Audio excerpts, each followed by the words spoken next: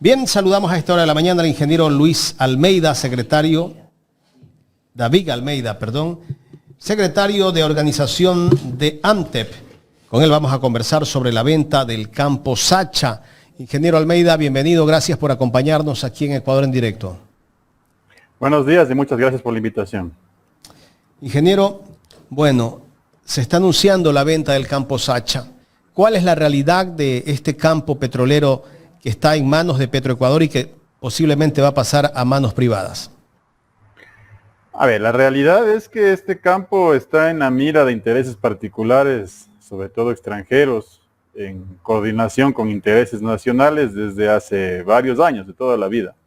Porque es el principal campo petrolero que tiene el país, un campo que tiene enormes reservas, cerca de 350 millones de barriles en reservas probadas, que tiene un bajísimo costo de producción. Al Estado ecuatoriano le cuesta alrededor de $7 por barril producir cada barril de petróleo en este campo, que le entrega por tanto una renta enorme al Estado ecuatoriano, cerca de 1.700 millones de dólares anuales en renta petrolera, es decir, ya descontado costos, inversiones y todo lo que se tiene que realizar, que en los últimos 3 años ha incrementado su producción considerablemente en cerca de 16,000 barriles, de hecho es el único campo que ha logrado hacer esto en el país.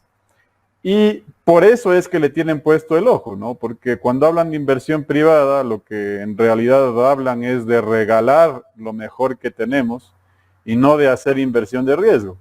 Yo estaría de acuerdo que se asocien con una compañía extranjera para explorar un bloque de condiciones difíciles, donde no hay realizada sísmica, donde existe un alto riesgo geológico. Pero a lo que apuntan es a llevarse donde el pueblo ecuatoriano ya invirtió, lo que está en franca producción, lo que tiene todavía una perspectiva enorme de producción y cuya rentabilidad debería ser para el pueblo ecuatoriano. Y esto que nosotros veníamos denunciando, no de hoy, sino desde que empezaron a querer regalar el campo, también trajo como consecuencia una persecución en contra de los trabajadores y en contra mía en particular en el mes de septiembre, en donde yo anuncié ya que estaban negociando bajo la mesa, algo que se concreta el día de ayer, que era precisamente la entrega de este campo a capitales extranjeros, canadienses y chinos, y que venían tramando ya hace algún tiempo, ¿no? Si ustedes se dan cuenta, el acuerdo ministerial que se publica recién ayer en el registro oficial, víspera de Navidad, en realidad tiene fecha 26 de noviembre, lo mantuvieron en secreto por cerca de un mes, precisamente para tratar de sacarlo. Además, cuando hay otro tipo de escándalos mediáticos, ¿no? Lo que hacen es juntar todo. Cuando hay el tema de la posible desaparición forzada de 4 niños en las Malvinas, cuando se da el tema precisamente de la audiencia de la vicepresidenta, ahí sacan el acuerdo ministerial. ¿Esto les sirve a ellos como cortina de humo? Precisamente, esto es lo que más les interesa, porque es donde está la plata. Ayer se firmó la concesión, porque ellos hablan de concesión, ¿verdad? No se firma la concesión. Ayer lo que hacen es publicar el acuerdo ministerial en donde le ordenan a Petroecuador devolver el campo. Y ojo, esto lo hacen primero de manera ilegal porque citan un artículo de la ley de hidrocarburos, del artículo número 2, que fue declarado inconstitucional por la Corte Constitucional. Es decir, ese artículo que les hubiera, entre comillas, permitido hacer lo que están haciendo, es inconstitucional por declaración de una corte con jurisdicción sobre la materia, y en realidad no se permite en la ley hacer una entrega de un campo de esta magnitud a intereses particulares, sino solamente de campos marginales que produzcan menos de 4,000 barriles de petróleo por día. Eso es la primera circunstancia. Y lo otro que llama la atención es que en ningún considerando se menciona algún informe de Petroecuador en donde Petroecuador haya dicho no tenemos capacidad técnica ni económica para operar el campo, sino que ellos en el ministerio fabrican los informes para decir que no existe capacidad técnica de Petroecuador, lo que demuestra de que todavía tenemos nosotros, como es correcto, funcionarios patrióticos que se han negado a hacer esos informes en Petroecuador porque no pueden mentirle al país. Y esto lo que está sucediendo en la práctica es que buscaron quién haga y quién firme los informes, ya que en Petroecuador no se lo iba a hacer, precisamente por el patriotismo de nuestros compañeros, para poder justificar, entre comillas, este espurio acuerdo ministerial. Qué terrible. ¿Y cuáles son los argumentos para que ese campo sea vendido? ¿Cómo justifican la venta del campo Sacha? El acuerdo ministerial dice que Petroecuador no tiene capacidad técnica y económica, lo cual es falso. Y se demuestra de manera sencilla. Lo que acabo de decir. Lo mismo están haciendo con el OCP, ¿verdad? Con el OCP es exactamente lo mismo, exacto. O sea, allá no les quedó otra, porque ya vieron que ya les iba a caer encima por toda la prórroga que hicieron, cuando debieron haber revertido el oleoducto en enero y lo hicieron recién en noviembre y había lucro cesante posiblemente por haber fallado en eso, les tocó revertir y luego dicen vamos a licitar otra vez, ¿sí? Pero acá incluso ni siquiera es que hacen una licitación. El mismo acuerdo ministerial dice, dentro de sus considerandos, que reciben una oferta de una carta enviada por la empresa Petrolia de Canadá, empresa privada que además, ustedes recordarán, es la misma empresa que compró el último año de concesión del bloque 16 y 67 que estaban en manos de Repsol hace poco tiempo, y a la que el propio Ministerio de Energía, encabezado por Santos Alvite en ese entonces, otro privatizador, pero imagínense qué tan grave será para que el privatizador de Santos Alvite haya negado renovar la concesión diciendo de que Petrolia no tenía capacidad técnica y económica para sostener esa operación. Una operación mucho más pequeña, porque es una operación de 10,000 barriles de petróleo por día. Y ahora esa compañía hace una oferta, porque dice esto en el acuerdo ministerial, hace una oferta para llevarse el principal campo en producción de Petroecuador que produce 80,000 barriles de petróleo por día, cuando le negaron el de 10,000.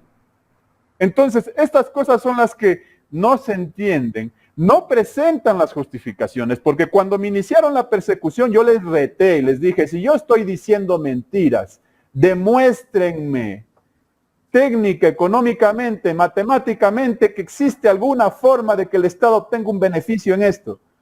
Y no lo pueden hacer porque la matemática no les cierra. Yo quisiera ver cómo hicieron esos informes del famoso Ministerio de Energía que se menciona en el acuerdo ministerial para justificar esto en un campo cuyo costo de producción al Estado es de $7 en barril en promedio de los últimos 7 años. Carla. ¿Cómo está, ingeniero David Almeida? Carla Aro le saluda. ¿Cuál es el mensaje que está dando el gobierno con este tipo de acciones? ¿Vamos directo a todo lo que tiene que ver con privatización? ¿Ya es claro el mensaje? ¿Ya hacia allá vamos? Es clarísimo y es lo que nosotros veníamos advirtiendo. Fíjese que cuando me inician la persecución a mí por dar una declaración en un medio de prensa, rechazando la privatización de Sacha, que es lo que acaba de ocurrir, ¿no? Yo me baso en las declaraciones del Ministerio de Economía y Finanzas, del ministro que dio en un programa anterior, en otro medio de comunicación, y dijo, el interés de este gobierno es privatizar todos los principales campos de Petroecuador, incluido Sacha. Eso dijo cuando nos referimos a todos, ¿cuáles son los que estarían en esa mira o en ese proceso? Pues yo entiendo que cuando dice todos es todos, ¿no? Lo que quiere hacer es básicamente destruir Petroecuador y acabarlo entregando todos los campos de empresas privadas. Ese es el objetivo que han tenido toda la vida. Sí, porque esto no es una cosa de un gobierno, por si acaso. Esto es una cosa de los capitales internacionales y los capitales nacionales que quieren acabar con el patrimonio del pueblo. O sea, es así de simple. Entonces no es una cosa de hoy, sino que hoy lo logran concretar y lo hacen además en el marco de la ilegalidad, como todo lo que hacen, como el proceso disciplinario que me abrieron y el visto bueno que me sacaron, como el proceso que acaba de demostrar el día de ayer de la vicepresidenta que lo hicieron en la ilegalidad, como los procesos que están haciendo ahora de privatización en donde usan leyes declaradas inconstitucionales por la Corte para sustentar acuerdos ministeriales y regalar los principales campos petroleros del país. Como todo lo que está haciendo este gobierno porque se lo pasa por encima a la propia ley, a su propia ley, se la pasan por encima para hacer lo que les da la gana. Ingeniero, bien, ahora, después de que ya hay esta publicación, ¿cuál es el siguiente paso? ¿Cuándo tomarían en sí ya el campo Sacha? ¿Cuál es el procedimiento? Bueno, yo entendería que de acuerdo a la orden del acuerdo ministerial, Petroecuador debe devolver el campo Sacha, entre comillas. Pero acá, lo que debe hacer Petroecuador, incluso para salvaguardar después a los funcionarios que van a firmar, y yo les advierto de lo que van a hacer. Si es que ustedes, señores funcionarios en Petroecuador, si la gerente general de Petroecuador cumple con esta ilegal disposición, puede ser sujeto a futuro de acciones de control de la Contraloría General del Estado por un perjuicio al Estado, porque lo que se estaría haciendo en este caso es ir en contra de la ley. Un acuerdo ministerial no puede irse en contra de la ley de hidrocarburos que dice que Petroecuador es quien tiene que operar los principales campos en producción, que dice que solamente se puede devolver al ministerio campos considerados marginales y no el principal campo en producción, y lo que deberían hacer en este caso en Petroecuador es responder al ministerio a esta orden mediante acuerdo ministerial diciendo de que es inaplicable por ilegal e inconstitucional. Caso contrario, nosotros desde ya anunciamos que vamos a poner acciones legales con el equipo jurídico que hemos conversado ya en contra de todos los funcionarios que en este momento firmen cualquier documento y suscriban cualquier acto para cumplir con este ilegal acuerdo ministerial. Ingeniero, ¿se sabe exactamente el monto, las condiciones de la venta del campo Sacha? ¿Qué es lo que va a recibir exactamente el Ecuador en términos económicos? No se lo ha hecho de manera pública, sin embargo, el día de ayer vi publicaciones de prensa en donde se hablaba de que la oferta sería de un pago inmediato de 1.500 millones de dólares. Un pago inmediato de 1.500 millones de dólares y no sabemos cuáles son las condiciones que ofrecieron. Probablemente, si es que es un contrato de participación, me atrevo a decir que habrá un reparto importante de la renta petrolera de este campo. Fíjese que les entrega un campo en producción. Supongamos que la condición normal, como lo que han hecho últimamente, es entregar el equivalente en tarifa de $30 del barril. Eso significa por $23 del barril en exceso, cerca de 500 millones de dólares al año en perjuicio para el Estado. Si hacen una concesión a 20 años, eso significa 10.000 millones de dólares en perjuicio a cambio de 1.500 millones de dólares hoy. Okay. Entonces, lo que hacen en la práctica es terminar regalando el campo a cambio de recursos inmediatos en este momento, pero que después la contratista va a llevarse toda la producción petrolera que le quede a ese campo y que le pertenecería al pueblo ecuatoriano. ¿Ustedes han estimado cuál es el perjuicio para el Ecuador? Según estudios que hemos realizado, en base a las asunciones que tenemos que hacer, porque además no publican las condiciones, y en las asunciones más conservadoras, nosotros decimos que la pérdida del Estado puede ser cerca de 500 millones de dólares anuales. Sí. 500 millones de dólares anuales. Anuales, exacto. Y eso es en la asunción más conservadora. Habrá que analizar qué es lo que hicieron para la entrega del campo, cuál es la oferta que se ha presentado. ¿Cuáles son las inversiones? Y les voy a poner un ejemplo clarito. ¿Fue direccionada esa venta? A ver, por supuesto que en este caso lo único que están mencionando es que han recibido la oferta de una compañía. Ahí dice clarito que reciben una oferta de petróleo. En el acuerdo ministerial, en los considerandos dice, entonces lo que se entiende es que en base a esa oferta es que elaboran el acuerdo ministerial, porque está en los considerandos. Es decir, no me estoy inventando nada aquí.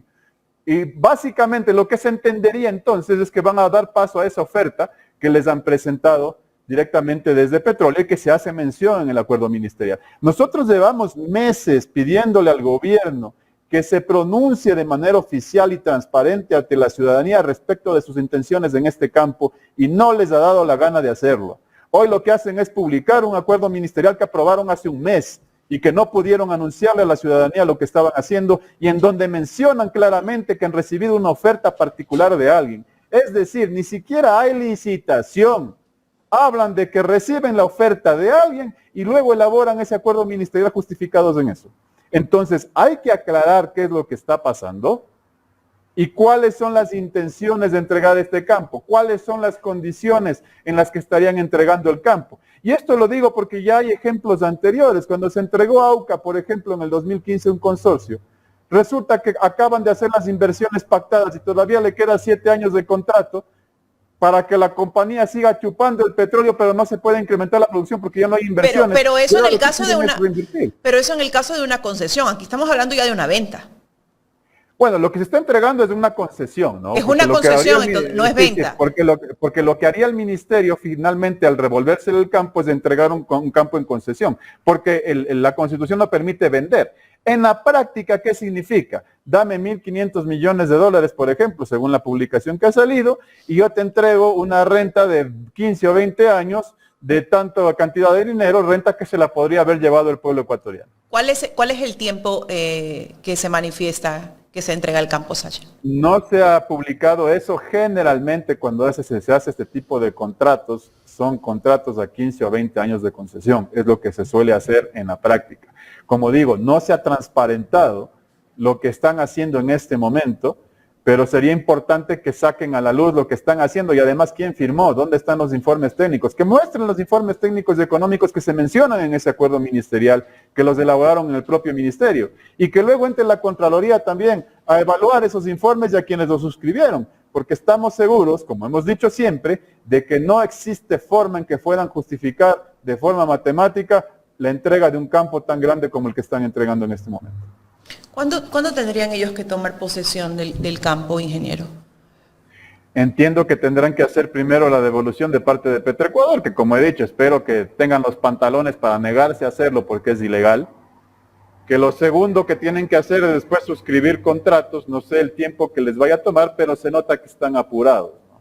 Esto lo hacen vísperas de Navidad, en medio de otros escándalos, en medio de la duda que acaban de conversar con la invitada anterior de que si es que tiene o no tiene que dar licencia el presidente de la República antes de un proceso electoral. Entonces, a todas luces lo que se lo ve es que están apresurados de entregar y concretar la entrega de este campo para que la renta pase a intereses diferentes al Estado ecuatoriano. ¿Se puede detener este proceso?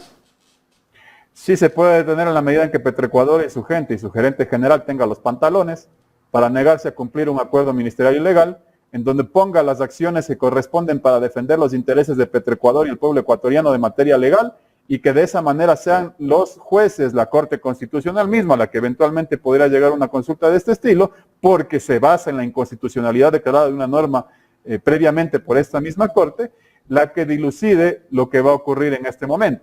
Pero esperemos que tengan los pantalones y que no ocurra como hasta hoy, que simplemente cumplen órdenes que vienen de la Presidencia de la República sin importarles lo que pase con la empresa y con el patrimonio del pueblo. Significa entonces que los representantes de Petroecuador están siendo serviles al gobierno. Pues básicamente lo que termina ocurriendo siempre que un gobierno nombra a las autoridades de libre remoción de una empresa es que esas autoridades tienen que cumplir órdenes del gobierno. Hemos tenido casos en Petroecuador en donde han habido autoridades que se han puesto los pantalones, han sabido decir que no. De hecho, ocurrió también en el gobierno de Lenín Moreno, en donde después de informes del entonces Petroamazonas, hoy Petroecuador, que se emitieron en contra con los informes técnicos de entregar el campo Sacha, terminó el Ministerio de Energía sacando un informe y una comunicación diciendo de que iba contra los intereses nacionales de entregar este campo. Esto apenas pasó en el 2019. No entendemos cómo han cambiado las circunstancias de repente, y lo que era contra intereses nacionales, emitido por el mismo Ministerio de Energía y la misma Petroamazonas de entonces, hoy simplemente se convierte en le conviene al Estado entregar este campo. Entonces, son muchas cosas las que tienen que responder. Como digo, han habido funcionarios en Petroecuador que han sabido oponerse a estas intenciones de intereses particulares. Esperamos que en este caso ocurra lo propio, y si no ocurre esto, tengan la seguridad de que vamos a ir tras de todas las personas que ejerzan un acto ilegal y en contra de los intereses nacionales, con todo el peso de la ley, con las denuncias en la Contraloría y la denuncia en la Fiscalía que correspondan de acuerdo a las actividades que realicen. Al momento ustedes ya han iniciado esas instancias, ya han denunciado esto. Bueno, ya el día de ayer apenas se conversó de esto, ya nuestro equipo jurídico hizo un anuncio público de que vamos a iniciar las acciones legales. Estamos estudiando precisamente en este momento qué tipo de acciones vamos a seguir. Lo que sí pueden estar seguros es que los trabajadores no vamos a descansar hasta lograr que se cumpla la ley y se castigue a quienes vayan en contra del patrimonio del pueblo ecuatoriano y en contra de lo que le corresponde a la primera empresa pública del país, que es Petroecuador. Sin duda alguna es un perjuicio para todos los ecuatorianos, ¿no? Estamos perdiendo justamente en estos momentos de crisis económica, que es cuando más el pueblo necesita. Jaime. Ingeniero, en el tema, me gustaría, yo sé que no es su especialidad el tema eléctrico. ¿Cómo ve usted el manejo de la crisis energética del país? Bueno, nosotros somos una organización que agrupa trabajadores petroleros y eléctricos, así que sí tenemos bastante conocimiento un poco de lo que está sucediendo. Lo que ha pasado es el corolario de la improvisación, ¿no? Sabía el gobierno nacional desde que se posesionó que había una crisis, tanto lo sabía que habló en el debate de aquello. A pesar de que dijo incoherencias, porque dijo que era un problema de transmisión y no de generación. Hoy se dan cuenta que es un problema de generación y empiezan desesperados a buscar contratos para importar generadores. De que con las situaciones que han ocurrido, con el tema de Progen y demás. En la práctica lo que ocurre es que no existe un plan nacional de desarrollo en el sector energético y en el sector petrolero en general que busque privilegiar los intereses del país. Lo que existen es un montón de intereses particulares gobernando en este momento. Y muestra de aquello son las políticas que se terminan aplicando. Si sabían en noviembre del año pasado qué era lo que iba a ocurrir con el sistema energético, ¿por qué no actuaron? Les cae la crisis en abril. Nosotros denunciamos eso porque ya veíamos los apagones y denunciamos públicamente y dijimos transparenten que hay una crisis eléctrica y díganle a la gente lo que está pasando en lugar de mentirle diciendo que hay mantenimientos. Y tuvieron que hacerlo antes de la consulta popular y luego le acusan de sabotaje a su propia ministra, a la que les ayudó por último a no decir y revelarle al país lo que estaba sucediendo. Y a pesar de que sabían lo que estaba pasando, tampoco toman cartas en el asunto y caen en la crisis eléctrica de hoy. Hoy les acompañan las lluvias y dicen, bueno, ya hemos logrado acabar con los apagones. Señores, no han acabado nada. Deja de llover de nuevo y vamos a tener apagones otra vez porque no han solucionado el problema de fondo. Y el problema de fondo es que en el sistema de generación eléctrica, si bien tenemos un sistema primario porque es más limpio, que es más barato, porque es lo lógico, y que no es patrimonio de los gobiernos últimos, sino de los planes del ex INESEL en su momento, que tenían ya en los años 70, en los años 80, con estos grandes proyectos eléctricos pensando a futuro. De ahí salen todas las hidroeléctricas que se construyeron en los últimos años. ¿Y qué criterio tiene que ahora vemos algunos expertos que salen que no debió de construirse hidroeléctricas porque eso depende mucho de la lluvia, si no llueve no tenemos energía? Bueno, en fin, tantos expertos que aparecen por allí y algunos opinólogos en redes sociales. Mira, a mí a esos expertos me gusta llamarlos como lo que son mercenarios. Porque generalmente son mercenarios pagados por las empresas extranjeras que quieren hacerse de negocios en nuestro país y que les pagan para ser generadores de opinión pública y justificar la privatización, porque detrás de ese discurso siempre está el discurso de la privatización que beneficia los intereses de aquellos que les pagan para ser de mercenarios. Y lo que les puedo decir en ese caso es que la ingeniería, la ciencia y la lógica determinan que si yo tengo grandes recursos hídricos, tengo que usar esos recursos hídricos. Como digo, esto no es de los últimos gobiernos, esto viene de los 70 y los 80, en los grandes planes de electrificación que se hicieron en el país. Y esos recursos hídricos tienen que usarse y tiene que tenerse una estructura de respaldo para cuando haya problemas en esa generación hídrica, que ocurre en épocas de estiaje, es decir, que no ocurre la mayoría del tiempo, pero que sí puede ocurrir en espacios reducidos de tiempo, en donde tengo que tener generación de respaldo. Esta lógica de ingeniería que se aplica a nivel mundial en cualquier parte del mundo es la que dejaron de aplicar acá. Y cuando tenemos una crisis es porque esa energía de respaldo, que son la energía térmica, no estaba lista para operar porque no les dio la gana de invertir en esa operación y porque lo que buscan es privatizar. Ejemplo, lo que ocurrió en el Campo Amistad. El Campo Amistad podría en este momento estar produciendo 20 millones de pies cúbicos de gas adicional, alimentando Termogas Machala para producir 80 megavatios adicionales. Pero no les dio la gana de hacer una campaña de recondicionamiento que estaba lista para operar. Y dijeron, vamos a privatizar el campo, una privatización que durará año y medio, 2 años, y dejaron sin que se produzca el gas. Al mismo tiempo, autorizan la construcción de un terminal privado de importación de gas en el país. Entonces, ahí se ve cómo hay intereses particulares detrás de lo que sucede en este momento y cómo no se aplica la lógica sencilla en la ingeniería. En esto no se trata de ser ni siquiera de alguna tendencia política, es simplemente de aplicar la lógica. Y el problema de nuestra lógica también es lo que ocurre en nuestro país también con quienes nos gobiernan, es decir, la burguesía que nos gobierna, que cuando le dicen también, pare usted, deje de alimentarse del sistema interconectado y genere usted su propia energía, saltan y chillan porque tampoco estuvieron acostumbrados a tener en sus industrias generadores de respaldo. Lo que hacen en sus industrias es lo que terminan haciendo finalmente también en el país.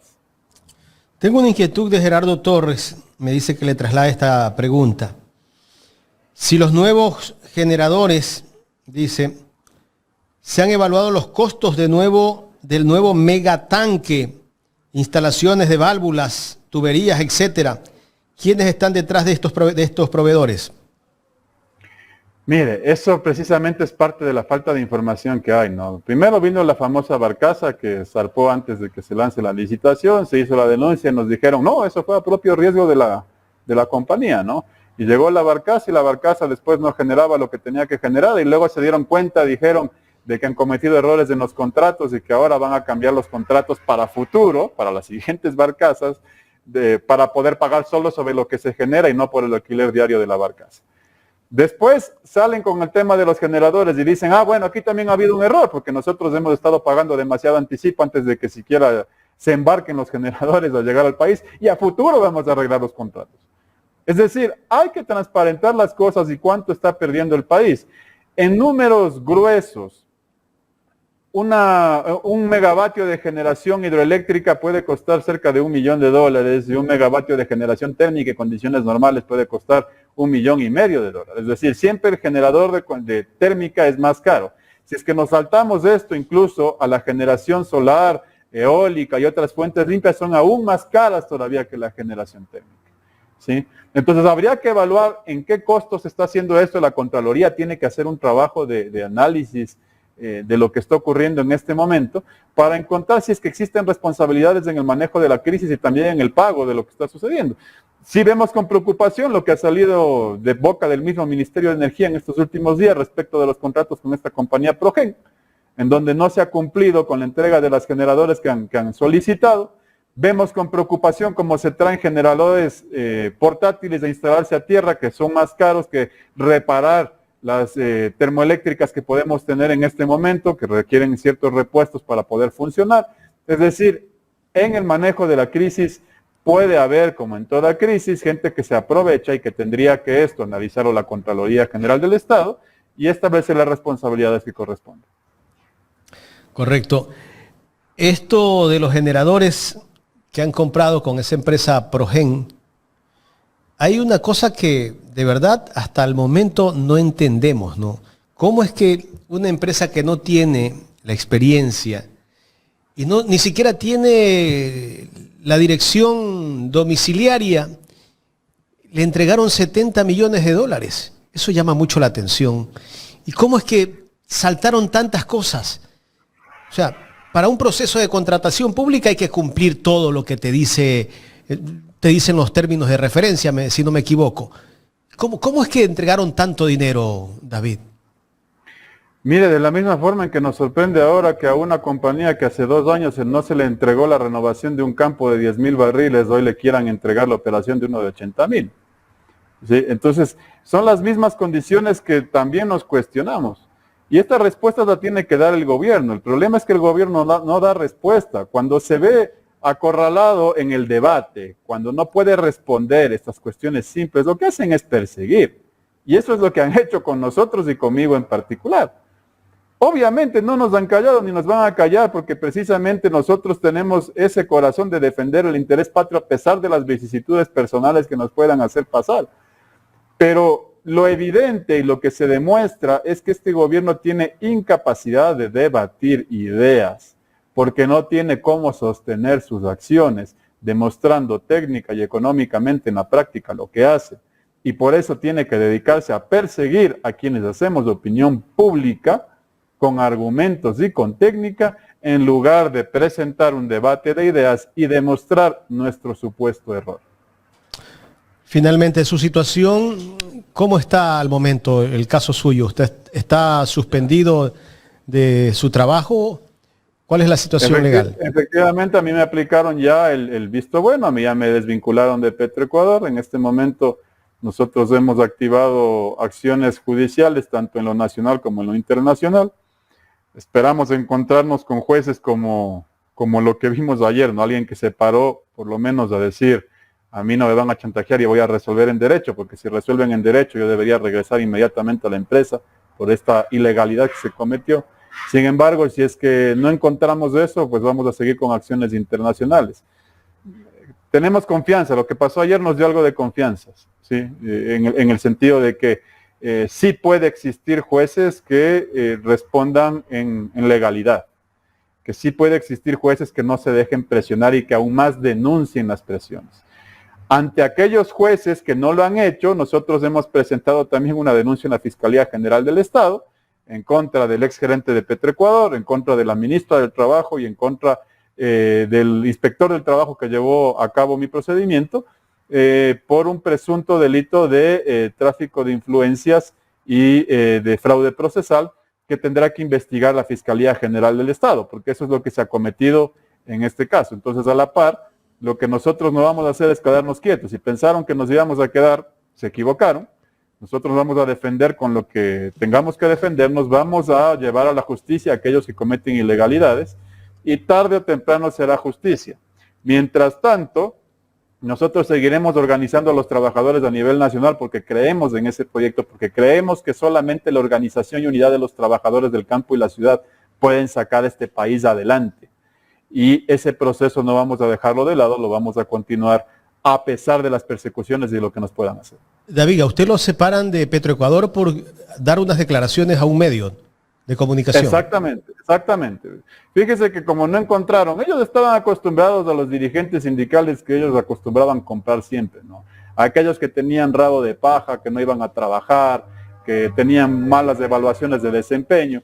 Lo primero que hicieron fue expulgar mi historial laboral y vieron que yo nunca había siquiera pedido un permiso sindical en mi vida, que yo siempre había cumplido con mis trabajos, que tenía 100 sobre 100 en las evaluaciones de desempeño.